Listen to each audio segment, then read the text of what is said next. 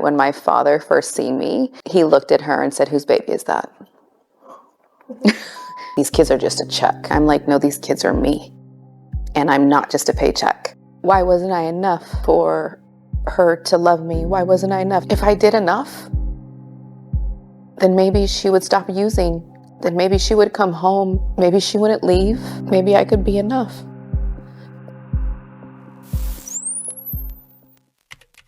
Hi, my name is Venus, and I am here from good old sunny California in the United States, and I'm still living here in California, United States, Los Angeles.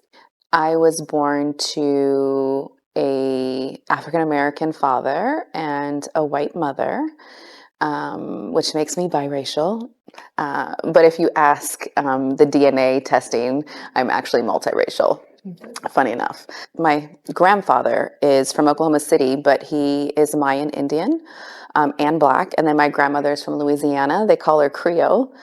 So she also has Cherokee Indian in her, French, and overall Black. Mix up everything. Yeah. And then my mother's family is mainly European.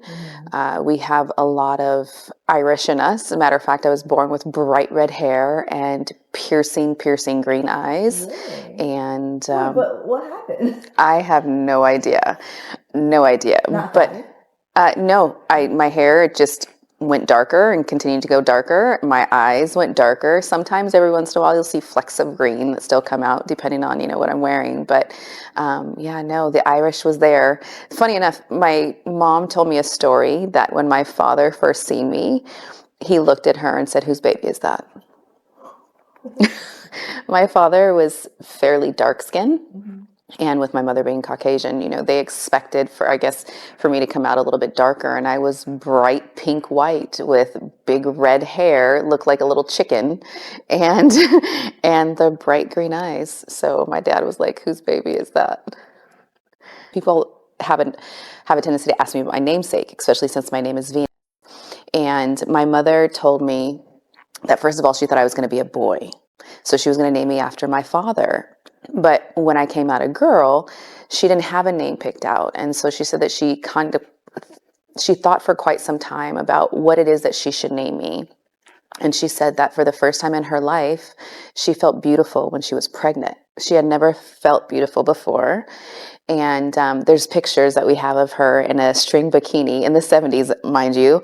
And she said she would go to the beach in her string bikini, and she would even dig a hole in the sand and put her belly in the hole. So I guess I would say that my namesake came from the way that I made my mother feel. She said that she had never felt more beautiful than when she was pregnant. So when I came out, and I was not the boy that she thought I was going to be, which means that she could no longer name me after my father, which his name was Arthur. I think that would be, quite a name for a little girl. So she had decided on Venus because it was original and because it was the goddess of love, lust, and beauty. And what was interesting too is she wanted the original name, but then she was leaving the hospital. They're leaving the hospital with me. And literally as she's pulling out of the hospital driveway, she got hit by a car. And the woman who hit her name was Venus. And then she goes back to work, and the woman who took over for her for maternity leave, her name was Venus. But anyway, that's where my name came from, because my mom said I made her feel pretty.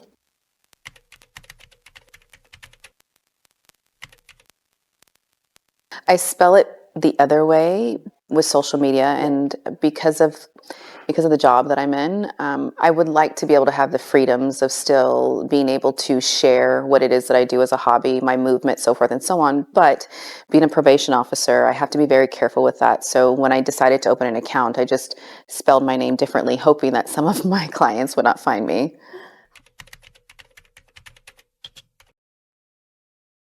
I was actually teaching at the probation camps. Actually, let me back up. I grew up in the foster care system, and I knew that in my early 20s, I wanted to do something that allowed me to give back, something that allowed me to show, help, and express to other kids that were in the system, the same system that I came from, that they were more than a statistic, that they were more than a throwaway kid. And I started teaching at the juvenile camps as a teacher, And in speaking to a lot of the probation officers, one, I knew that they were making a lot more money than teachers were. And two, a lot of the probation officers would say, these kids are just a check.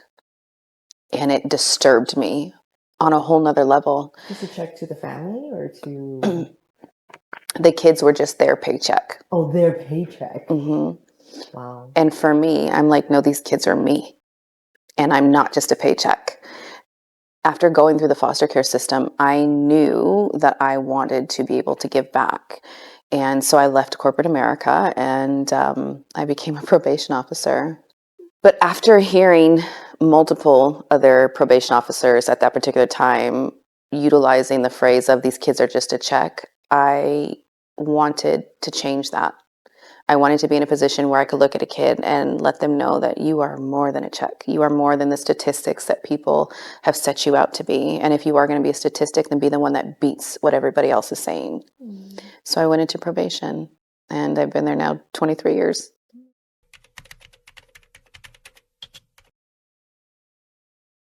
That's actually a really good question. Children are usually placed in the foster care system in one of two ways. There are two main systems here in Los Angeles County. One is the Department of Children and Family Services, and the other one is the Probation Department. Through the Department of Children and Family Services, youth are generally taken away from their parents when the parents are not able to provide a stable home or parental guidance, or if there's something that is wrong with the parents, so then the government steps in and takes over parental responsibility. Mm-hmm. On the side of the probation department, generally the youth have broken a law or have continuously gotten into trouble, so then the government steps in and says, well, it does not look like your parents are able to parent you based on your behavior, so we're going to take over parental responsibility and put you into a foster home. Mm-hmm. So those are mainly the two ways, are the two systems that create a foster child, so to speak.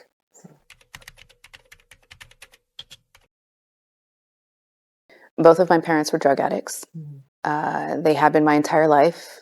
My mom has been an addict my entire life and actually used while I was pregnant. But in the 70s, somehow they didn't test her, or I'm not even actually sure exactly what happened.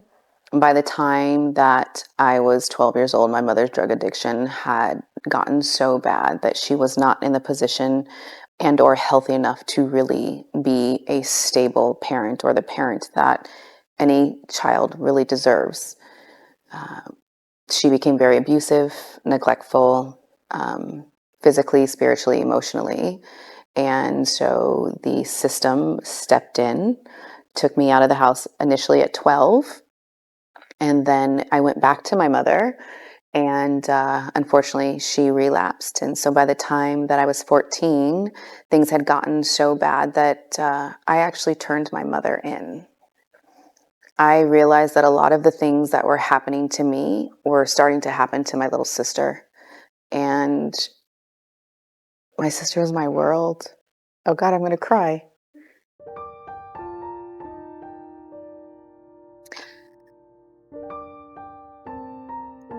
It kind of felt like a betrayal to turn in my mom. But there was a day that I seen my sister walking down the street, and she was wearing these like boxer shorts. They were boxer shorts and a t-shirt. And I asked her, like, why aren't you at home? And she started to tell me the things that were happening at home, in our biological home. I was never home. I was a teenager, so I was always just trying to be out. And once I heard the things that were happening to her, I had to tell. I couldn't allow them to happen to her too. So I had to tell, and I turned my mom in, and we were permanently taken away from my parents, and my parents were charged with 10 counts of neglect and abuse. And so the odyssey within the foster care system began, and I was in until 17 when I emancipated and went through multiple foster homes. Mm-hmm. Some of them were good, and some of them were not good at all. The foster care system is overcrowded, and there's not always places that you can go right away. So because of the severity of what was going on at the house, they took us out and they put us into permanent placements with people that we knew. I got to go to my best friend's family, and my sister had went to my grandmother.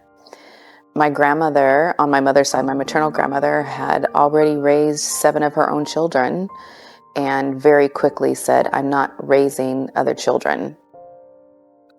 So they had to find another placement for my sister.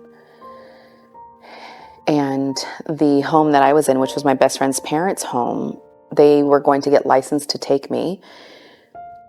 But there was a lot of things that happened where that didn't happen. So they did place me and my sister together. And the first home that they placed us in together was in a home with a woman who had been fostering for quite some time. She already had 4 other foster kids in the home. They were all boys. And she was very strict. She was a Jehovah's Witness, and I was not. I was raised Catholic. And so a lot of the rules and the things that she put in place, not only did I not understand, but as an adult, to be honest, they were abusive. She would put a lock on the refrigerator. We were only allowed to eat what she provided for us. I'm 14 years old at this point, and we're wearing what we want to wear. And to be honest, at this point, I dress like a boy. I dressed like a boy, big baggy clothes. This was when Cross Colors was around and all of those things. And she wanted me to only wear skirts.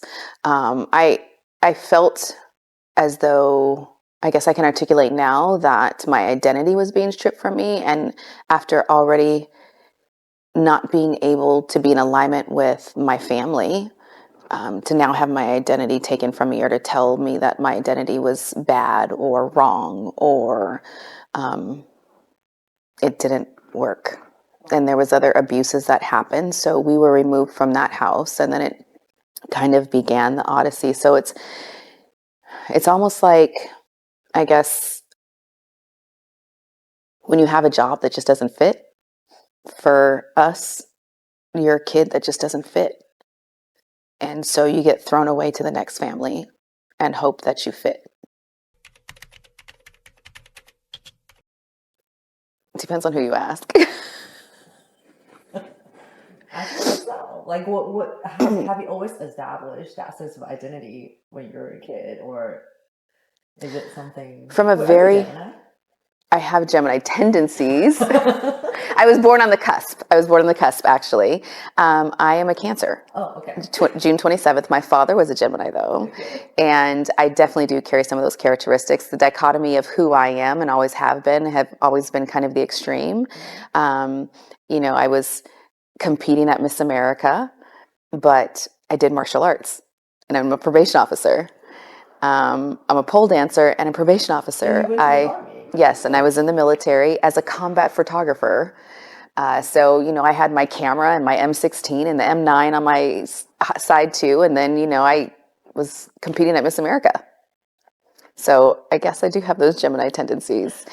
But as a child, I think I've always been meant to be a performer in one way, shape, or form. I'm very spiritual, and maybe not. I don't know why I'm even kind of second guessing this as I'm doing this interview, but I think I was meant in some way, shape, or form to be in front of people. I have an aunt who they say is psychic. And she told my mom at a very young age that I would be one to stand up in front of people and make them change. And so I thought that meant, I get to be an actress, and I love to dance, and all of these things, and or be a model or whatever it is. And I guess when you look at my life now, even though I didn't hit the runway, I did do little entertainment type modeling stuff here and there, but I guess I became more of a role model than a fashion model. Working with other foster youth, now working with the women that I work with through dance and movement. I would say that I was a go-getter as a child. And not even I would say I was a go-getter as a child, and it's even transferred into my life now. I didn't let people's opinion of me as a child stop me. One of the stories that my biological mother reminded me of is that I came home one day and they were going to have a jump rope-a-thon. I think it was 5. We were still living in North Hollywood, so I was probably about 5, and I didn't know how to jump rope. And she said, okay, well, we have some jump rope or some twine. It was twine at the time. She said, go teach yourself. And I taught myself, and then I actually won the whole jump rope-a-thon. And that's just kind of the kind of kid I was. It was, I remember another one, you used to get to sell candy when you were younger. And there was the world's finest chocolate. And I really, really wanted a Nintendo, but we didn't have the money for a Nintendo. So I sold enough candy bars and I won the Nintendo, and I was the top winner in the school. I think the competition was always for myself, to prove that I really was good enough. And then it gets emotional again. As an adult, I'm starting to realize why I might have been so competitive or why I didn't feel like I was good enough. And I realized that that was always put into my head. Also, My mother, I was never good enough. But I think that came from a place because she didn't feel good enough. And I remember one time, this was before I was taken away,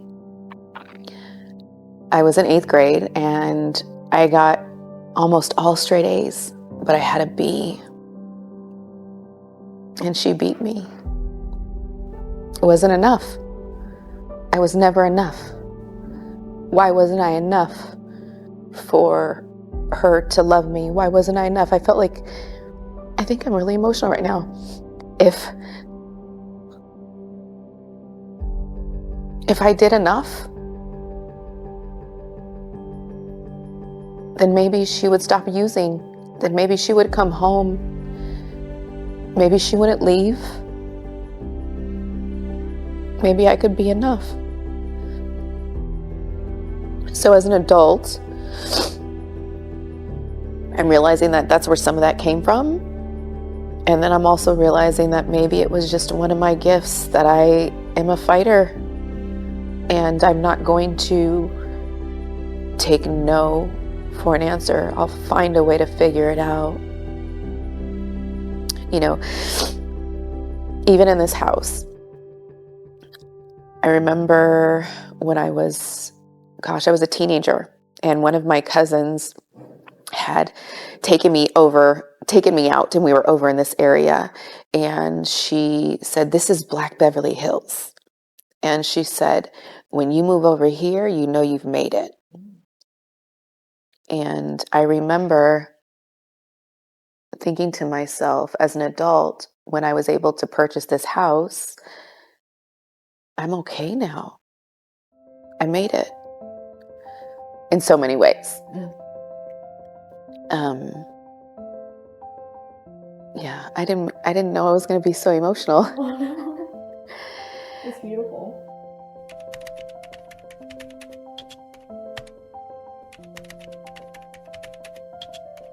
Every child is enough. No, every child is enough.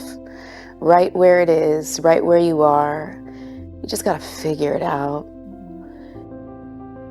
Everyone's path is their own. It doesn't have to be in alignment with what we see on TV or what now TikTok is telling you, or who you're supposed to be, or how much money you're supposed to have, or any of those things.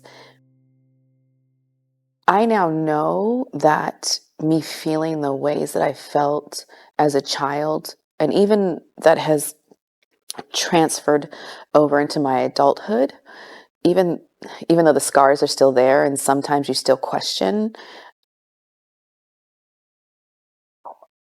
most of that was my mother's issue, not mine. And by sheer fact that I was put on this earth to walk in whatever path that it is that I'm supposed to walk in, I'm enough. Regardless of whether you are a transient out there on the street, we all have a purpose. And you're enough because you're walking in that purpose. Even my mother and her addiction. Is she a stable, tax-paying member of society that is contributing daily? No. But that doesn't mean that she's any less than the person who's a millionaire next door. She's still a part of what society is, what is the evolution of life, me, her, the family. I don't think that there's not one person who's not enough. We just got to find your place.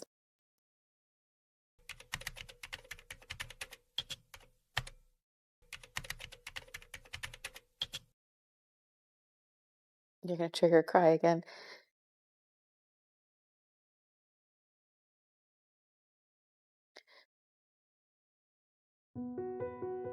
I would tell her it's not your fault.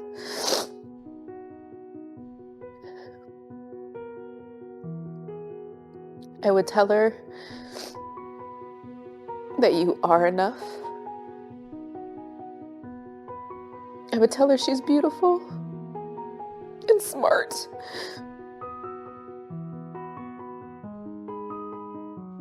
And lovable.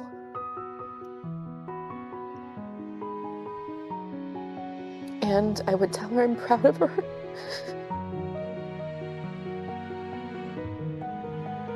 I'm proud of her. God, I'm crying like a big old baby. Therapy, man. I'm proud of you. I'm so proud of you.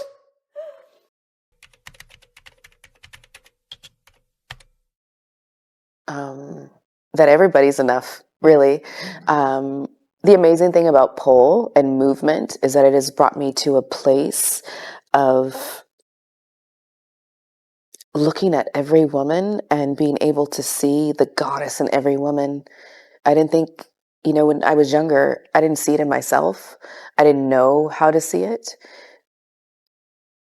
I stand strong that every woman is enough in her own right, and that our aesthetic has nothing to do with the brilliance that we are. And I stand very, very firm in not competing with other women. Not because I don't think that they're competition or whatever, but because I don't believe in competing with the next woman. I believe in holding her hand. I believe in us walking together. I believe in lifting her up. And I believe in her lifting me up. And that we as women should hold each other in a place where we are able to conquer the bullshit that social media thinks and says that we're supposed to be. Beauty is supposed to be this. Beauty is supposed to be that. Women are supposed to do this and who says and why? I stand very strong in that. Yeah.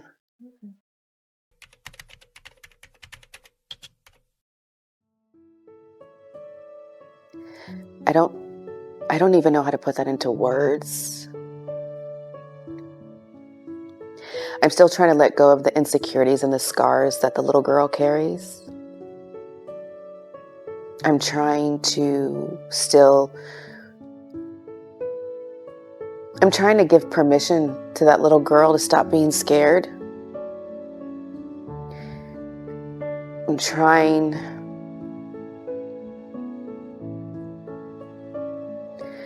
to let go. It's actually interesting that I can see the beauty in other women regardless of age, shape, size, ethnicity, nationality. I see beauty in every woman. I just don't still see it in myself. And I'm trying to let go of those insecurities and those standards that I hold for myself, because I think they were held from, again, going back to my mother. I didn't feel like I was good enough. I was told I wasn't good enough. And I want to let go of that, because even though those are scars that are deeply embedded on the surface, I know that as a woman, we always have work to, as a human, we always have work to do. There's always growth, there's always evolution, but that doesn't mean that I'm less than. So trying to let go of the shoulda, coulda, wouldas and really lean into who I am and being proud of all of the, I guess, accomplishments. It's interesting. A lot of people, if they hear my story or they might have seen it on TV or read it in a magazine, oh my gosh, you've done so much. You've traveled, you da da da da da da da. And I don't know how to celebrate that. I didn't walk for any of I have 2 master's degrees, didn't walk.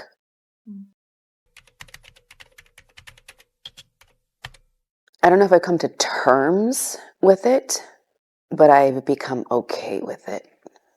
I've become more comfortable with the fact that one of the reasons I didn't want to have a wedding was because I didn't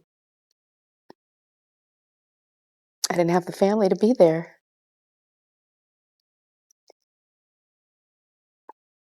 I'm okay with that. It still hurts, but I'm okay with that. Is that your choice? Yeah. I'm coming to terms. I've come to terms with my vitiligo. Yeah. It took me a little while, quite some time.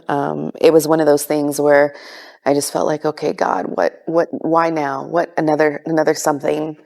And I was becoming embarrassed of it. I used to try and cover it up. I wanted to stop polling for a little while. People stare at it. Now it's more acceptable because, Winnie Harlow has become the spokesperson for vitiligo, and now people look at it and people will come up to me now and say, oh God, your vitiligo is beautiful. As to where before it's, what's that? Is it contagious? It was very different.